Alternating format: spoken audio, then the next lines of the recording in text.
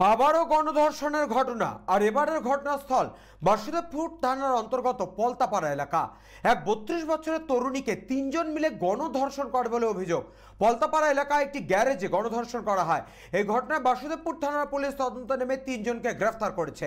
নির্যাতিতা তরুণী বিয়ে বাড়িতে কাজ করে, সেখান থেকেই তাকে তুলে নিয়ে গিয়ে গণধর্ষণ করা হয় বলে অভিযোগ। গণধর্ষণের পাশাপাশি তার গায়েও বিড়ি সিগারেটের ছেঁকা দেওয়া হয়। এই মুহূর্তে আশঙ্কাজনক অবস্থায় ওই তরুণী হাসপাতালে চিকিৎসাধীন। গাঙ্গুলি পরে এক বাড়িতে দুইজনে কাজ করতে করতে খাওয়া পরে থাকতাম, 24 ঘন্টা থাকা তো। তারপরে কাজ ছেড়ে দিয়ে ওই দিকে সেদিকে কাজ খুঁড়ে বাজায়, এবারই সে বাড়ি। তারপরে যে কী ঘটেছে ওই সব তো বুঝে না বাবা। কখন খবর পেল? হ্যাঁ, কখন খবর পেল? তো আমি কালকে কটার সময় আমি ঘুমিয়েছিলাম, তখন আমাকে ডাকলো। আমার তখন হুঁশ নেই, বৌমা বউ ডাকলো, বউর কাছে ফোন করেছিল। হ্যাঁ, ফোন করেছিল যে মা রুমা টানতে যাবে, রুমা এইরকম অ্যাক্সিডেন্ট নাকি হয়েছে। কি হয়েছে? নাতির সঙ্গে অসভ্য ব্যবহার করেছে কেউ? নাতি, আমি তো ঘরে ছিলাম বাবা, ওইখানে কি ঘটেছে তো ওরা জানে, আর নাতি জানে। পুলিশ এসেছিল তো? হ্যাঁ, কি শুনলেন? পুলিশ এসেছিল বাড়িতে?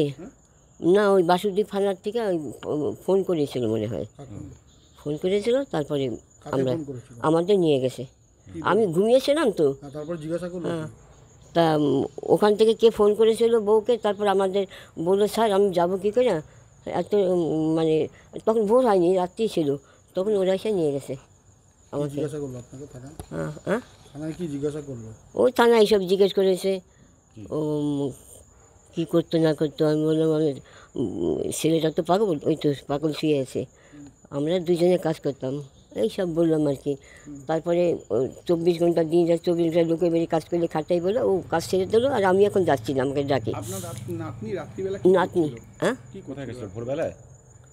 ও তো দিনের বেলায় বেরিয়েছে, সন্ধ্যার আগেই তো বেরিয়েছে।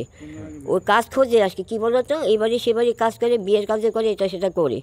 তারপর আমি তো ঘরে থাকি, আমি এক জায়গায় কাজ করতাম, আমার শরীর ভালো না, ওরা ফোন করে যাই না, নাতিও যায় না। নাতনি কি করছিল? তারপরে কি হয়? নাতি বিয়ে বাড়িটা এখানে সেখানে আগে করতো, যখন যেটা পারতো কাজ করতো, আমার সঙ্গে কাজ করতো, ব্যাপারটা বুঝলো। তারপরে সেই বাইরে গিয়ে অত কারোর বাড়িতে বলতো যে লোক লাগবে নাকি, বা বাচ্চাদের লাগবে নাকি, এইরকম যখন যেটা পেতো, জানো বাবা, গরিবের যে অবস্থা। হ্যাঁ, বয়স কত ওর বয়সটা, ওর তো ছেলে তো বড় ছেলে তো মাধ্যমিক দেবে, ওর বড় ছেলে আর ছোটোটা তো বোধ হয় কর বছর। বয়স বয়স কত? 32? হ্যাঁ, 32-33 হবে। 32? আমি মানে আইডিয়া নাই, তোর মা বলতে পারে, ওর মা তো থানায় আছে। কারা করেছে আমি চিনি না বাবা, বিশ্বাস করো। কি হয়েছে ঘটনাটা? কী হয়েছে থানার থেকে তো ওই যে ওখানে চেক করলো, আমি বললাম আপনি বয়স্ক মানুষ, আপনি বাড়িতে চলে যান, বুঝবে না। তারপর তো বৌমা তো ওখানে আসে থানায়। অসভ্য ব্যবহার করেছে? হ্যাঁ, করেছে তো, তাই তো শুনলাম ওদের মুখে। শারীরিক অত্যাচার করেছে? কি শুনলেন? শারীরিক অত্যাচার করেছে শুনলাম তো যে হ্যাঁ, ওরা যারা ছিল ওরা ডেকে নিয়ে নাকি ওকে রেপ করেছে। হ্যাঁ করেছে। কি করেছে? খারাপ ব্যবহার করেছে, মানে যা বলেছে ভাষা না দেয় না। শরীরের অত্যাচার করেছে? হ্যাঁ, শারীরিক অত্যাচার করেছে, খুব অত্যাচার করেছে, বিড়ি শাক ফাঁকি দিয়েছে, এইসব কী করেছে আচ্ছা আচ্ছা। ব্যাপারটা বুঝলে। কতজন? অনেকজন মিলে নাকি? হ্যাঁ, কতজন? অনেকজন মিলে? অনেকজন মিলে? হ্যাঁ হ্যাঁ, অনেকজনই, অনেকজন মিলে? ওই তো অনেকজন মিলে করেছে। বাড়িতে ঢুকে নাকি? তারপরে দেখো যা গরিব হলে যা হয়, বাড়িতে ঢুকে বাড়িতে কাজ করে তো খোঁজে যে লোক লাগবে, খুঁজে খুঁজে ধরো যারা রান্না করে তাদের কাছে খোঁজ নেওয়া যায়, দেখো কাজ নিলে, যেমন আমি খোঁজ করে করতাম এইভাবে তো। বাড়িতে ঢুকে করেছে নাকি? বাড়িতে না, বাড়িতে কেউ ঢুকিনি। কাজে গেছিল তখন নিয়ে? হ্যাঁ, বাড়িতে কেউ ঢুকিনি। না, কাজে নিয়ে গিয়েছিল তখন? হ্যাঁ, কাজে, ওই কাজের জন্যই ফোন করেছিল।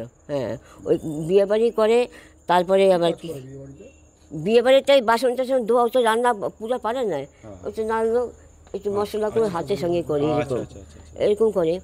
আবার কোনো এক জায়গায় করতো, একটা বাচ্চার দেখার কাজ করতো, আর এক জায়গাটা বুঝে দুটো ঘৃণা পায় দেখে করে। যারা করেছে তাদের কি চান? এত তো খারাপ ব্যবহার করলো, তারা কি চাইছে? আমি চিনি না বাবা, তো চেন না, যারা করেছে তাদের কি চাইছেন? তারা কি চাইছেন? আপনি কি চাইছেন? আপনি কি চাইছেন? আপনার নাতনির সঙ্গে এত বাজে ব্যবহার করলো, কি চাইছেন? ওদের সাজা হোক, আর আমার নাতি যাতে দ্বিতীয় ঘরের থেকে না বেরোয়, ওরেও আমার সঙ্গে কাজ করতে হবে, বেরোতে পারবি না কেন, এইটি অবস্থাটা হয়েছে। ওদের পুরো সাজা হোক, আর এই মেয়ে যাতে না বেরোতে পারে, না বেরোতে মানে কেউকে, মানে আমার সঙ্গে থাকতে হবে, যাতে ওর মার সঙ্গে কাজ, কাজ তো করতেই হবে বাবা, গরিবের গরিব মেয়ে। এই যে ঘর ভাড়া জমে গেছে, বাড়িয়ে আসবে। স্বামী নেই ওনার? স্বামীর সঙ্গে শোনো, ঠিক আছে কাটো। স্বামীর কোনো দোষ। জগদ্দল থেকে হিমাদ্রি শেখর ভট্টের রিপোর্ট, চ্যানেল 24/7।